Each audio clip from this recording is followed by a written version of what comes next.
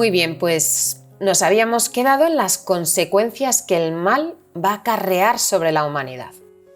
En primer lugar, veíamos en el versículo 7 que al abrirse los ojos, esto que la serpiente les dice, se os abrirán los ojos, veremos cómo se les abren, lo primero que van a comprobar es que están desnudos. Recordamos el final del capítulo 2, ¿verdad? Donde decían, Adán y Eva estaban desnudos y no se avergonzaban. ¿Y cómo lo explicábamos? Decíamos que cuando uno tiene un dominio de sí, cuando uno sabe quién es, no tiene miedo, no tiene nada que temer. Es esa inocencia de los niños, ¿no? Que incluso caminan desnudos por todas partes y van tan tranquilos, ¿no? Pues es este saber quién soy. Y solo sé quién soy cuando mi relación con Dios permanece, ¿no? Él es la fuente de mi ser.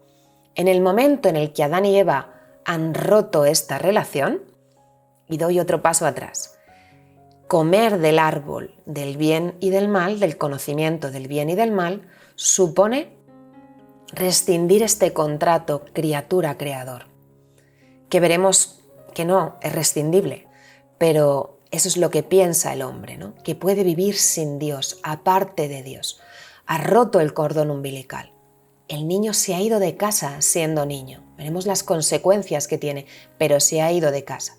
Y lo primero que se da cuenta es que está desnudo, que no sabe quién es.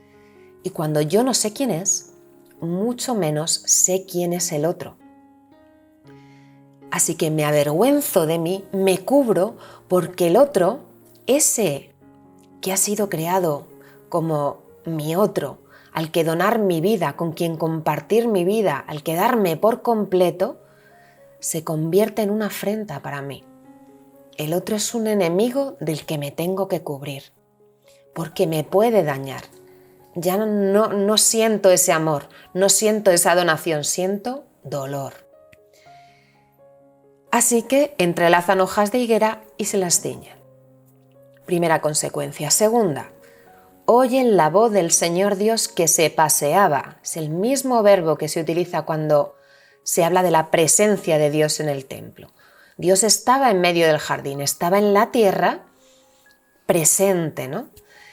Y Dios se paseaba.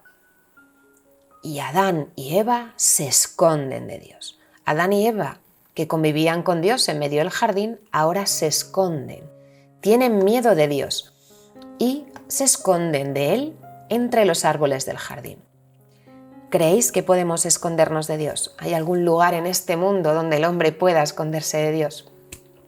Así, de torpes somos, ¿no? Y aquí comienza, en el versículo 9, comienza un interrogatorio, que va a ser un interrogatorio inverso a el orden de aparición. La primera que apareció fue la serpiente, la segunda, Eva, y el tercero, Adán. Ahora Dios va a interrogar en sentido contrario, primero a Adán, después a Eva y por último a la serpiente. Y muchas veces me preguntan, ¿es que Dios no sabía dónde estaba? ¿Por qué Dios tiene que hacer estas preguntas a Adán y Eva? ¿Qué sentido tiene esto? Pues bien, tiene este sentido. Siempre lo explico de una manera muy simple. Cuando tú de repente estás en el salón tranquilamente viendo la televisión o leyendo un libro y de repente escuchas ¡plataplaf! Se han roto todos los platos de tu cocina y vas corriendo y ves a tu hijo lleno de platos rotos y de vasos rotos por todas partes, ¿qué dices? ¿Qué has hecho? Es evidente que sabes lo que ha hecho. Se ha cargado la vajilla. Pero esa pregunta va dirigida a que tu hijo tome conciencia de lo que ha hecho. Porque a lo mejor él no tiene conciencia de lo que ha hecho, ¿no? Así que Dios apela a la conciencia de Adán, esa conciencia que habíamos visto al principio, ¿no? Ese sentimiento de soledad, Adán tenía una conciencia y apela a la conciencia de Adán y le dice, ¿dónde estás? Fijaros qué pregunta más bonita, tiene mucho peso teológico, porque normalmente es la pregunta que nosotros le hacemos a Dios cuando estamos en un momento de dificultad. Señor, ¿dónde estás? ¿Por qué no me ayudas? ¿Dónde estás? ¿No? Y esta es la pregunta que nos hace todos los días Dios cuando andamos totalmente alejados de Él, ¿no? ¿Dónde estás? Nos pregunta una y otra vez. Y nosotros respondemos así. oí tu ruido en el jardín, me dio miedo porque estaba desnudo y me escondí. Miedo de Dios. El miedo entra en la historia de la salvación. Hasta ahora esta palabra no había aparecido. El miedo acontece tras el pecado original. Y el miedo va a atenazar nuestro corazón, toda nuestra vida, toda la historia. ¿Sabéis que en la Sagrada Escritura aparece 365 veces no tengáis miedo? Dios le dice a los hombres a lo largo de toda la Escritura 365 veces no tengáis miedo. Porque de Dios no hay que tener miedo. Dios es Padre y como tal es puerto seguro.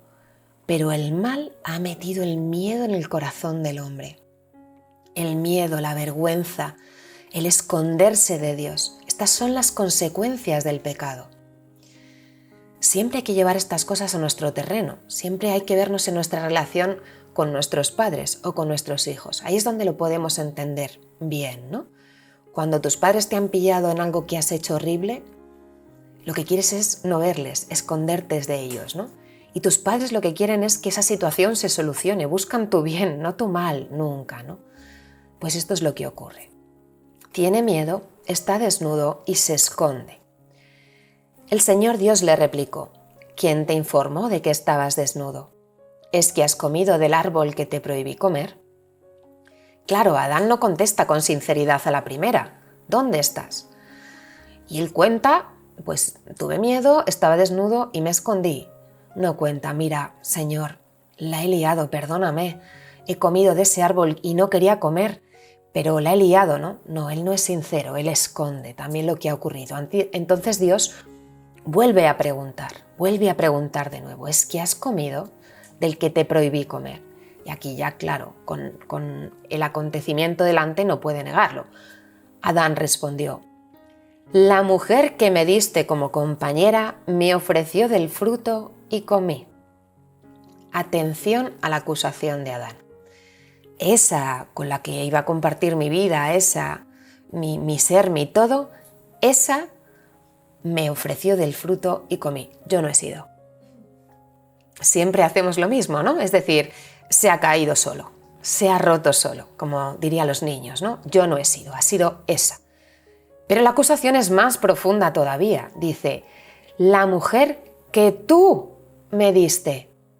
La culpa es de ella, pero también es tuya por haberme dado esta mujer. Siempre acusamos a Dios de nuestros problemas, de nuestras desgracias, de nuestros males, cuando todos acontecen por habernos alejado de Dios. Pero veremos, ¿no? La realidad se nos distorsiona tras el pecado y el alejamiento de Dios. El Señor Dios dijo a la mujer, ¿qué has hecho? La mujer respondió, la serpiente me sedujo y comí. La mujer tiene muy claro lo que ocurrió, ya no tiene nada que esconder, ya su marido lo ha enseñado todo, y le dice, he caído en la tentación. El mal me ha seducido y yo me he dejado seducir. Y ahora viene el interrogatorio de la serpiente. El Señor Dios dijo a la serpiente, por haber hecho eso, maldita, Arur. Arum, astuta, Arur, maldita. La astucia le ha valido una maldición. Se pasó de lista, ¿no? Como diríamos. Maldita tú entre todo el ganado y las fieras del campo. Primera maldición de la historia. Dios no ha maldecido ni a Adán ni a Eva. La primera maldición es para la serpiente. Te arrastrarás sobre el vientre y comerás polvo toda tu vida. Pongo hostilidad entre ti y la mujer, entre tu descendencia y su descendencia. Esta te aplastará la cabeza cuando tú la hieras en el talón. Maldita la serpiente, maldita y condenada para siempre. El diablo no tiene salvación, no la tiene, no puede ser redimido, veíamos esto, ¿no? Solo los hombres podemos ser redimidos. El diablo no puede ser redimido, estará en el infierno toda la eternidad. Pero fijaros, versículo 15 es lo que llaman los padres de la Iglesia el protoevangelio. En el momento de la caída se anuncia la salvación de la humanidad. Pongo hostilidad entre ti y la mujer. Hostilidad en la Biblia es una lucha de larga duración. Va a haber una lucha de larga duración, dolorosa, difícil, que llevará tiempo y esfuerzo. Una lucha que se dará entre el mal y la mujer. Entre la descendencia del mal, todos aquellos ángeles caídos que sigan al demonio, y la descendencia de la mujer. La mujer juega un papel primordial en la caída y en la historia de la salvación. Esta te aplastará la cabeza. Esta se puede entender, tanto hay dos traducciones, puede ser entendida como la mujer o la descendencia de la mujer, que ¿quién es? Cristo, ¿no? Esta te aplastará la cabeza cuando tú la hieras en el talón. La herida del talón es grave, pero el aplastamiento de la cabeza es mortal. ¿En qué momento la mujer y su descendencia aplastan la cabeza a la serpiente? Pues es en el momento en el que la serpiente la hiere en el talón. ¿Cuándo? ¿Cuándo? Al pie de la cruz. María, al pie de la cruz, es herida en lo más profundo de su corazón. Ve a su Hijo muerto y crucificado, el Hijo de la salvación, el Hijo de la promesa. Y en el momento en el que la serpiente ha creído dañar a María, en ese momento la serpiente será aplastada definitivamente. Lo veremos más despacio. Versículo 16. A la mujer le dijo: mucho te haré sufrir en tu preñez, parirás hijos con dolor, tendrás ansia de tu marido y él te dominará. Adán le dijo: por haber hecho caso, Shema. Hacer caso es obedecer, escuchar. Shema Israel, escucha Israel. Pues esto es lo que hizo Adán. No solo escuchó, sino que obedeció. Por haber hecho caso a tu mujer y haber comido del árbol que te prohibí, maldito el suelo por tu culpa. Comerás de él con fatiga mientras vivas. Brotará para ti cardos y espinas, y comerás hierba del campo. Comerás el pan con el sudor de tu frente, hasta que vuelvas a la tierra, porque de ella fuiste sacado, pues eres polvo, y al polvo volverás. Dios, como hemos dicho, no maldice ni a la mujer ni al hombre. Vemos que a la mujer le van a acontecer a partir de la caída una serie de males. Mucho te haré sufrir en tu preñez, parirás hijos con dolor, tendrás ansias de tu marido y él te dominará. Y el marido, maldito el suelo por tu culpa. Ahora explicaré esto. Pero el marido comerá de él con fatiga mientras trabaja, comerás del sudor de tu frente. Los dos ámbitos, el de la mujer y el del hombre, y el mismo sufrimiento, en hebreo es la misma palabra, itzabón, es el mismo verbo que se emplea para el hombre y para la mujer. Van a soportar un mismo sufrimiento en el ámbito vital de cada uno. La mujer, tener hijos, dar hijos al mundo será algo en el que sufra, tenga dolor. Las relaciones con su marido serán tensas, habrá un dominio del marido sobre la mujer. Y el marido sufrirá en el ámbito laboral. Esa creación que Dios había puesto delante para que el hombre gobernara y reinara, no hará esto, sino que el hombre encontrará fatiga y dificultad en poder obtener fruto de esta creación para vivir. ¿Por qué? Esta es la segunda maldición. Maldito el suelo por tu culpa. La creación sufre un desequilibrio por culpa del hombre. Ya no puede servir al hombre, ya no es armónica. Esa creación del principio no es la creación que ahora vemos, ni la creación que acontece después de la caída.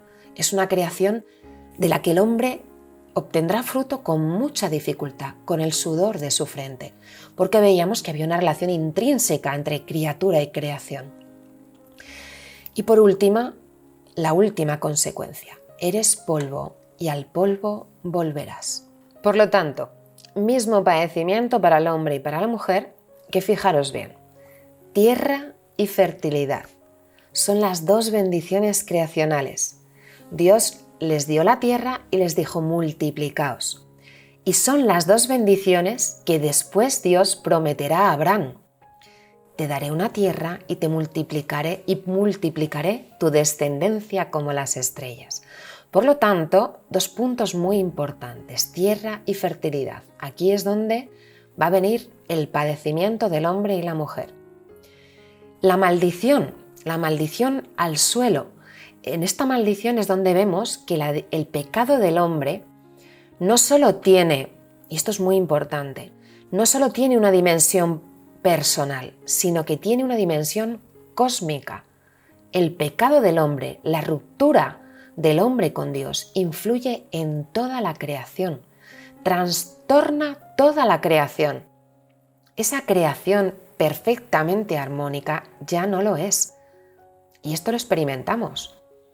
Hay una armonía en la creación, pero también hay una desarmonía en la creación. Y en este mundo en el que vivimos hoy, vivimos con enfermedad, con catástrofes, con muchos momentos de desarmonía, ¿no? Virus, enormes virus, tantas cosas, ¿no?, con las que el mundo no fue creado, ¿no? Relaciones de ansiedad, de dominio entre hombres y mujeres. El no saber quién soy me hace protegerme del otro, me hace dudar del otro. Fijaros, dudar de Dios, apartarme de Dios, me hace dudar del otro. Hay una relación muy fuerte entre Dios y los demás. Y esto es algo que experimentamos todos, cada día. Cada día. Siempre tememos no ser aceptados, tememos no ser amados, que los otros nos critiquen, el qué dirán. Vivimos con este peso sobre nuestras espaldas cada día. Es la vida que vivimos hoy. Tenemos que demostrar constantemente quiénes somos, cuánto valemos, defender a los nuestros. Es tremendo. Las relaciones humanas son muy complejas. El hombre pierde la capacidad de ver las cosas en su auténtico sentido. Claro, es que esto lo vemos solo cuando nuestra relación con Dios vuelve. Cuando nuestra relación con Dios es ausente, no nos damos cuenta que estamos en medio de la oscuridad y la maraña, donde nada tiene sentido, donde da igual las decisiones que tome. La moralidad, ¿a quién le importa? Lo que haga yo con uno o con otros, cómo me aproveche del dinero de unos, cómo engañe a otros, ¿a quién le importa? Si mi vida no tiene sentido ninguno, si todo lo que estoy haciendo no tiene sentido. La realidad se vuelve ambigua. El hombre ya no encuentra quién es, no encuentra para qué ha sido creado, no puede responder a estas grandes preguntas, no sabe ni tan siquiera si es espiritual, si tiene capacidades que van más allá de la materia. Esto es hoy, esto no es Génesis que me lo está contando, esto es hoy, esto es lo que vemos hoy, la línea de pensamiento hoy, donde todo es material, donde lo espiritual no existe, donde los sentimientos de los demás no cuentan, donde lo que vale es vivid cada día, porque mañana, ¿qué sabremos, no? Esto acontece interiormente, ¿no? Interiormente. Exteriormente parece que el mundo progresa, que es todo más ordenado, pero interiormente es un caos, ¿no? Un caos. Y al polvo volverás. Muerte y corrupción corporal.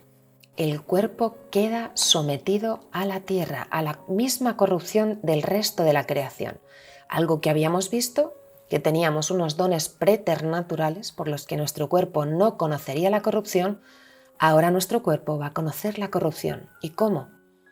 A través de la enfermedad y de la muerte corporal. El número 400 del Catecismo, leerlo con detenimiento, describe todo esto y son las consecuencias que nosotros hoy vivimos, seguimos viviendo hoy. Por eso estos textos siguen siendo actuales. Dice, la armonía en la que se encontraban establecida, gracias a la justicia original, queda destruida. El dominio de las facultades espirituales del alma sobre el cuerpo se quiebra. No hay que dar ejemplos de esto hoy, ¿no? Tantos tenemos. La unión entre el hombre y la mujer es sometida a tensiones.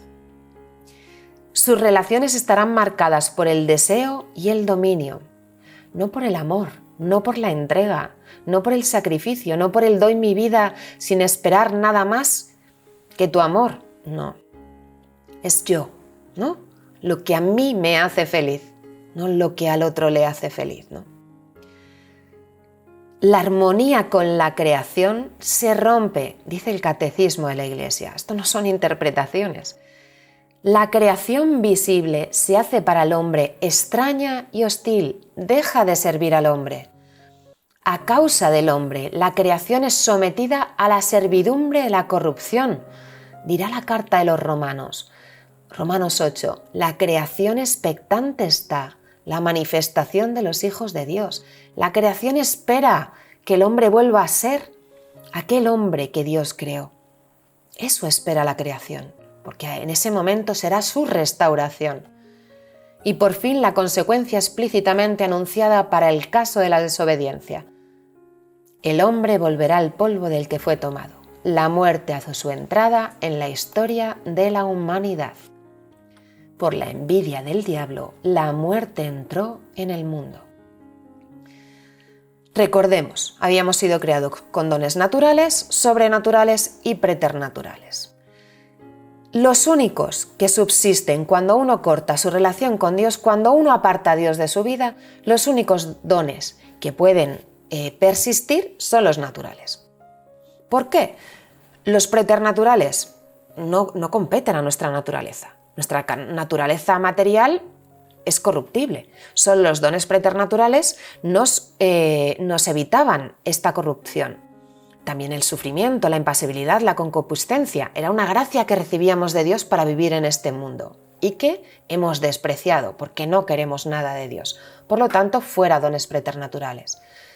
Dones sobrenaturales. La gracia santificante, la gracia sobrenatural que me haría acceder a la vida eterna. ¿Soy consciente de qué es esto? ¿Soy consciente que he desechado vivir la vida eterna? ¿Que el hombre ha dicho que no quiere la vida eterna? Y si no hay vida eterna, ¿dónde voy? ¿Dónde va el hombre? Después de esta vida todo se acaba. El hombre, la carne conoce la corrupción, muere y todo se ha acabado. Ese es el destino después del pecado. Hemos oído hablar de un lugar que se llama Seol. El Antiguo Testamento nos hablará del Hades o el Seol. Y vamos a entenderlo, lo voy a explicar de una manera sencilla. El hombre era un único principio, ¿no? Cuerpo y alma, una unidad con un principio espiritual y un principio material. Mi carne va a conocer la corrupción, pero mi espíritu, mi alma, no puede conocer la corrupción, porque es espiritual, y lo espiritual no es corruptible. Si he desechado la gracia que me lleva a la vida eterna, ¿dónde va mi alma? Después de la muerte, ¿dónde va el alma del hombre? Pues va a este lugar, va al Seol, al Hades, al lugar de los muertos. Este es la grave consecuencia del pecado original. El hombre no puede alcanzar el destino al que Dios le había encaminado, para el que le había creado. El diablo ha ganado la batalla, ha conseguido que el hombre no alcance su destino. Todos los hombres, todas las almas, desde Génesis 3 hasta Cristo, irán al Seol, al lugar de los muertos. ¿Y qué sitio es este? ¿Qué es esto? Nos preguntamos, ¿no? Pues mirar, primero utilizo los números del catecismo para que siempre tengamos todo bien fundamentado. 631, 635. Y también utilizo el credo que confesamos en todas las Eucaristías del domingo y que en un momento determinado, cuando decimos creo en Dios Padre Todopoderoso, dice: Cristo padeció bajo el poder de Poncio Pilato, fue crucificado, muerto y sepultado, descendió a los infiernos. Cristo, al morir, lo primero que hace es descender a los infiernos, descender al Hades, al Seol. ¿Para qué? Para abrir la puerta y que todos aquellos que quieran salvarse y volver a entrar en la vida eterna puedan hacerlo. Cristo abre para los hombres la puerta del cielo. Solo un hombre ha sido capaz de cumplir el plan divino, el plan de salvación por el que habíamos sido creados. Solo Cristo ha cumplido la voluntad del Padre. Por lo tanto, solo Él ha podido abrir la puerta del cielo. Y todos los que nos incorporemos a su muerte y resurrección a través del bautismo, veremos, podremos alcanzar la puerta del cielo, la vida eterna de nuevo. Sin Cristo no hay vida eterna. No hay nada después de esta muerte. Fijaros las consecuencias, ¿no? El catecismo dice: no bajó para liberar a los condenados, ni para destruir el infierno, sino para liberar a los justos que le habían precedido. El famoso icono de la resurrección de Cristo, ¿qué es lo que está haciendo? Sacando a Adán y a Eva del Seol, los primeros que llevaban allí tela, esperando. Pero pensar, en el Seol estaban todos los justos: Abraham, Isaac, Jacob, José, Moisés, San Juan Evangelista. Todos los que murieron antes de Cristo estaban en este Hades, en este Seol, esperando la resurrección, ¿no? ¿Comprendéis ahora por qué digo al principio de la sesión? Considerar que esto es un cuento no es comprender por qué murió Cristo. Si yo no comprendo esto, no entiendo por qué ha muerto Cristo. Cristo murió por mis pecados, Cristo murió por mis pecados, claro. Pero murió porque el destino de tu vida había sido frustrado. No podías acceder a la vida eterna. Y termina el relato. Adán llamó a su mujer Eva, por ser la madre de todos los que viven, la madre de todos los vivientes. El Señor hizo 2 túnicas de piel para Adán y su mujer y los vistió. La misericordia del Señor, ¿no?, recubre al pecador, aun en el peor estado, aunque Dios haya quedado al margen, Dios lo recubre con su misericordia. Y el Señor Dios dijo: he aquí el hombre que se ha hecho como uno de nosotros en el conocimiento del bien y del mal, no vaya a alargar su mano y tome también del árbol de la vida, coma de él y viva para siempre. Paso atrás, todo simbólico, todo estamos hablando de símbolos. El hombre ha roto su relación con Dios y ahora Dios teme una cosa de este hombre, que no quiere saber nada más de Dios. Y es que coma del árbol de la vida. Vamos a ver por qué. El hombre está en estado de pecado original. Os doy también los números del catecismo para que lo podáis fundamentar. 396, 412.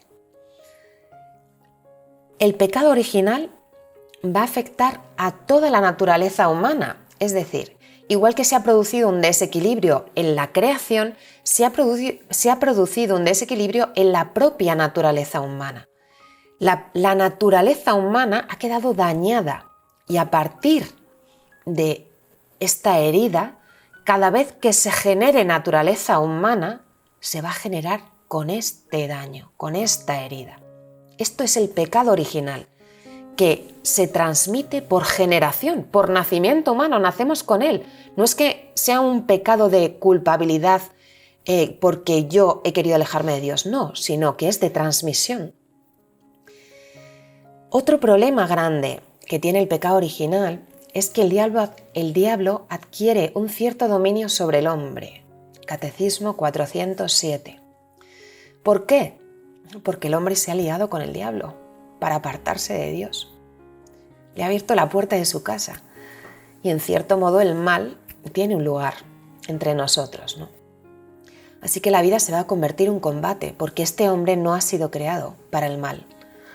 Y este es el combate que vivimos todos hoy en día, ¿no? Hago el mal que no quiero, dirá San Pablo, y no hago el bien que quiero. Esto será común a todos nosotros, ¿no? Por lo tanto, el pecado original es un pecado contraído, no un pecado cometido. Es un estado, no un acto. El hombre de hoy, con pecado original, ¿qué le ocurre, no? Lo primero es que tenemos dudas de que Dios exista. No es nada evidente, ¿no? No es nada evidente. Algo que debería ser tan evidente como que se paseaba en el jardín, no es nada evidente. Y el primer planteamiento es que me demuestren si Dios existe, ¿no? Porque ya sabemos que Dios no es objeto de nuestro conocimiento, ¿no? Pero nosotros estamos hechos a imagen y semejanza de Dios. Es algo que debería estar clarísimo dentro de cada uno de nosotros, ¿no? Y en un segundo plano, si creemos que Dios existe, de lo que dudamos es de su bondad. Que Dios sepa quién soy, que realmente Dios lleve mi vida. Yo esto desconfío por completo, ¿no? Consecuencias del pecado. ¿Y qué le pasa al corazón cuando se cierra a Dios? Pues que cuando mi corazón se cierra a lo que viene de Dios, ¿dónde va mi corazón? Se abre a lo que viene del mundo. Y lo que viene del mundo es lo que viene del mal, que va a poner toda la carga sobre tus espaldas necesaria para que nunca más vuelvas a mirar a Dios. La creación deviene incomprensible, no se reconoce la verdad. Y en un mundo donde la verdad no se reconoce que haya una verdad en la realidad, que las cosas sean verdaderas porque han sido creadas así. Y entonces dice Ratzinger, en un mundo donde no se reconoce la verdad, ¿de quién es el dominio? ¿Quién reina en el mundo? Los más fuertes. Hay un pragmatismo total, es el poder de los fuertes. Esto lo dirá Nietzsche también, ¿no? El Señor Dios los expulsó del jardín del Edén para que labrasen el suelo de donde habían sido tomados. Echó al hombre y a oriente del jardín de Edén colocó a los querubines y una espada llameante que brillaba para cerrar el camino del árbol de la vida. No es que Dios les eche del paraíso, no es que haya un paraíso y que Dios cierre las puertas y diga fuera, sino que toda la tierra entera ya no es un paraíso. Esa tierra que emanaba oro, lapislázuli y tantas cosas buenas ya no es un paraíso. Se van a producir, como históricamente luego se verán, glaciaciones, inundaciones, se va a volver tremendamente hostil la tierra al hombre, ¿no? Pero Dios sigue empeñado en custodiar el árbol de la vida. ¿Y qué decíamos que es el árbol de la vida? El árbol de la vida era el árbol de la vida eterna, es el símbolo de la vida eterna. Por lo tanto, es protegido por los querubines para que no comamos de él. ¿Por qué? Porque seríamos inmortalmente pecadores. En este estado de caída nos haríamos inmortales. Así que Dios lo protege. Aquí también entenderemos por qué no podemos comulgar en pecado mortal.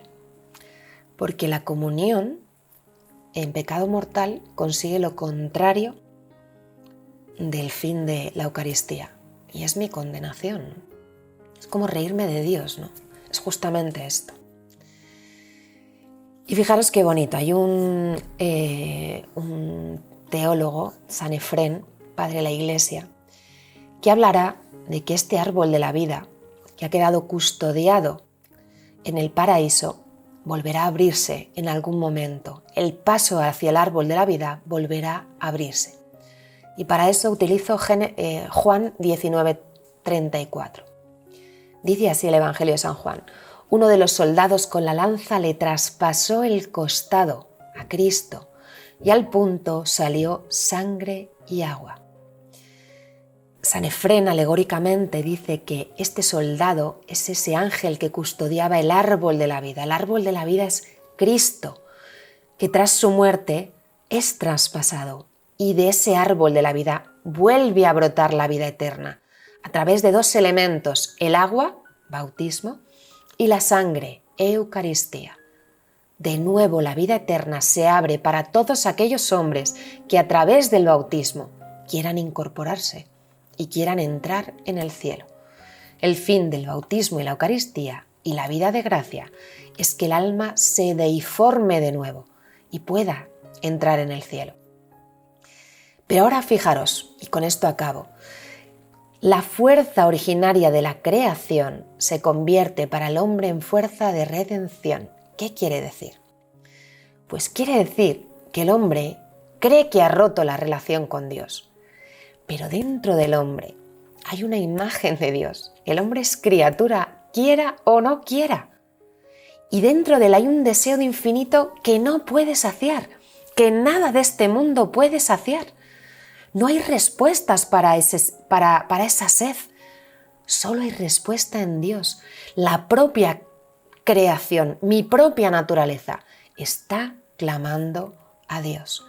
El hombre lo ha expulsado de su mente, pero no lo ha podido expulsar de su corazón.